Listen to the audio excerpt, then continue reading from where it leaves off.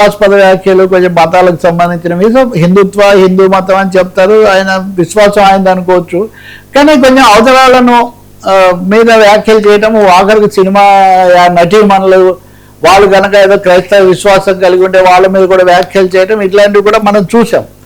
తాజాగా ఆయన కాకినాడలో ఒక ఆలయంలో ఉత్సవంలో పాల్గొంటూ చేసిన వ్యాఖ్యలు వివిధ మతాల మధ్య విభేదాలు పెట్టేటట్టుగా ఉన్నాయని ఒక పోలీస్ కానిస్టేబుల్ ఫిర్యాదు చేశారు. పోలీస్ కానిస్టేబుల్ చేసిన ఫిర్యాదు మీద ఆయన మీద కేసు నమోదు చేశారు. అంటే మత పౌర జీవనంలో ప్రశాంతతకు భంగం కలిగించకూడదనేది ఒక ముఖ్యమైన అంశము బిఎన్ఎస్లో కూడా. కాబట్టి దాని కింద కేసు పెట్టారు. ఇక్కడ కేసు పెడితే టీటీడీ సభ్యుడు అయినటువంటి బీజేపీ నాయకుడు భాను ప్రకాష్ అసలు ఆలయంలో చేసిన ప్రసంగానికి మీరు ఎలా కేసు పెడతారు, అసలు హిందూ సనాతన ధర్మం మీదే మీరు దాడి కేంద్రీకరిస్తున్నారు, అది ఇదని ఆయన చాలా తీవ్రంగా ప్రతిస్పందిస్తున్నారు. నేనేమంటానంటే ఆలయంలో అయినా మసీదులో అయినా చర్చిలో అయినా మాట్లాడేవాళ్ళు సంయమనంతో మాట్లాడాలి. అవి వాళ్ళ మతము, వాళ్ళ విశ్వాసము, వాళ్ళ భక్తికి పరిమితం అవ్వాలి తప్ప ఇతరుల విశ్వాసాలను, ఇతర భక్తులను, ఇతరుల భక్తిని ఆక్షేపించే విధంగానో లేకపోతే రెచ్చగొట్టే విధంగానో ఉండకూడదు అన్నది చాలా ముఖ్యం. నిజంగా ఆయన ఏం మాట్లాడారు, దాంట్లో మాట్లాడిన దాంట్లో తప్పు ఉంటే గతంలో కొన్నిసార్లు ఆయన అలా మాట్లాడారు, అందులో సందేహం ఏం లేదు. ఇప్పుడు మాట్లాడిన దాన్ని బట్టి కూడా పోలీసులు తగు స్పందన తీసుకుంటారు కదా. ఇంతకుముందు కూడా అంతే, కొంతమందిని ఒక చోట మీద పూర్తిగా టెర్రరిస్ట్ ప్రాంతం అయిపోయిందంటాం, ఇంకొకరి మీద తీసుకుంటే వాటికి కుదరదంటాం. అది ఎట్లా కుదురుతుంది?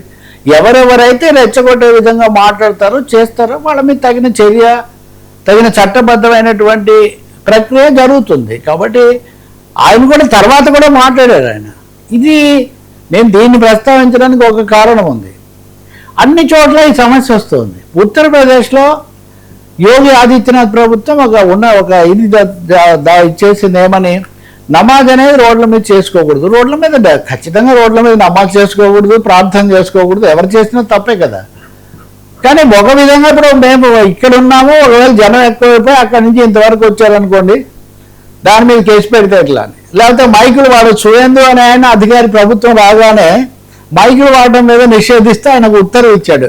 అంటే ఎవరి టార్గెట్స్, ఎవరి స్ట్రాటజీస్ వాళ్ళవి అన్నట్టుగా ఇది తయారైంది. చాలా చోట్ల ఇప్పుడు వాళ్ళ మసీదుల సంఘం ఉత్తరప్రదేశ్లో ప్రకటన చేసింది, అసలు మేము చేయకూడదు, ఎందుకంటే నమాజ్ అనేది దైవ ప్రార్థన, ప్రశాంతంగా క్రమశిక్షణగా చేస్తాము, క్రమశిక్షణగా ఉండాలన్నదే దాంట్లో ఉంది. అటువంటిప్పుడు రోడ్డు మీదకి వచ్చి రణగొణ ధ్వనుల మధ్యలో ప్రార్థన ఎలా చేసుకుంటాం అసలు?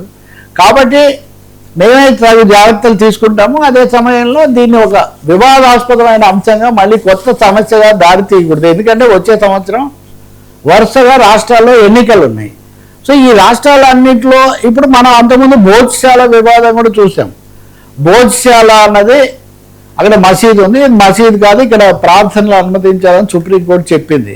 సో మొదటిసారిగా అక్కడ నమాజ్ అనేది ఈసారి జరగల. సో వరుసగా ఒక 6 డజన్ రాష్ట్రాల్లో ఇలాంటి వివాదాలు వస్తున్నాయి. సుప్రీంకోర్టు ముందు కూడా చాలా కేసులు వచ్చాయి. అన్నీ మా దగ్గరికి తెస్తే మేమేం చేస్తామని వాళ్ళు కూడా చేతులు ఎత్తేస్తున్నారు. కింద స్థాయి నుంచి సరే మన ఆకివీడు టు అయోధ్య ఆ సమస్య మనం చూసాం, అది కూడా ఏం పరిష్కారం అయినా ఇది కూడా లేదు. వాళ్ళు కూడా నిరంతరం వీడియోలు వదులుతూ ఉన్నారు. సో ఈ సమయంలో ఈ సామరస్యం కోసం ఎవరి దేవులను, ఎవరి నమ్మకాన్ని బట్టి వాళ్ళు ప్రార్థన చేసుకుంటారు. ఒకరినొకరు ఆక్షేపించుకోవాల్సిన, అదే ఒకరి మధ్య ఒకరు వివాదం పెట్టుకోవాల్సిన అవసరం ఎంత మాత్రం లేదు. ఈ వరుస అంశాలు దృష్టికి తెస్తున్న విషయం ఇది. ఇప్పుడు ఒక ఆయన ఉన్నాడు, మొన్న పాస్టర్ అని, ప్రియదర్శి కదా ఆయన పేరు, ప్రియదర్శన్, పాడేరు ఏరియాలో ఆయన వెళ్ళి ఫేక్ ఇదేదో జరిగిందని ఆయన అరెస్ట్ చేశారు. ఎవరు ఆయన సమర్థించలేదే. ఇప్పుడు వేరే మతాన్ని బట్టి కాదు కదా, మనిషి చేసిన దాన్ని బట్టి, దాని ప్రభావాన్ని బట్టి తప్ప. నేను చూసా అసలు ఆంధ్రప్రదేశ్ క్రైస్తవ మతాధిపతుల సంఘం కూడా దాన్ని ఖండించింది, ఇలాంటి వాళ్ళ పట్ల జాగ్రత్తగా ఉండాలని ఈ పద్ధతిలో. కాబట్టి ఏ మతంలో అయినా, ఏ ఆచార్యుడైనా దాని గురించి తప్పు చేస్తే, తప్పు జరిగితే అరికట్టాలి, ఒకరితో ఒకరు ప్రశాంతంగా ఉండాలి, అదే సూత్రం ఇక్కడ, అంతే. సో ఈయన మీద గుళ్ళు అయితే ఎలా చేస్తారు, మసీదులు అయితే ఎలా చేస్తారు, అది కుదరదు. తప్పే ఎక్కడ చేసినా, ఎవరు చేసినా. సార్ బాలీవుడ్లో అలజడి, సినీ కార్మికుల పోరాటం, కమల్ హాసన్ క్లారిటీ. బాలీవుడ్ చాలా భారతదేశంలోనే కాకుండా ప్రపంచంలో కూడా పెద్ద చిత్ర పరిశ్రమ కదా. అక్కడ కార్మికులు సినీ కార్మికులు తీవ్రమైన ఆందోళన చేస్తున్నారు. దాదాపు ఒక విధంగా ఆగిపోయినంత పరిస్థితి. పెరిగిన జీవన వ్యయానికి మీరు ఇచ్చే డబ్బులకు ఏమాత్రం సరిపోవట్లేదని వాళ్ళు తీవ్రమైన ఆందోళన. పెద్ద పెద్ద ప్రొడక్షన్స్ కూడా కొంచెం దెబ్బతింటున్న ఒక పరిస్థితి అక్కడ ఉంది. మనం అంతకుముందు కూడా చూసాం, తెలుగులో కూడా నిర్మాణ వ్యయం పెరిగిపోయింది. సింగిల్ స్క్రీన్లు, మల్టీప్లెక్స్లు, ఇవన్నీ రకరకాల చర్చలు జరిగాయి. దీంట్లో అసలు చర్చకు రాని అంశం కార్మికులు వాళ్ళ జీత భత్యాలు. ఇక్కడే కమల్ హాసన్ మొన్న ఒక ఎకానమీ విమానంలో ప్రయాణించాడు. ఆయన కల్కి అనుకుంటా సినిమా షూటింగ్ కోసం. ఆయన సినిమా షూటింగ్ కోసం మామూలు ఎకానమీ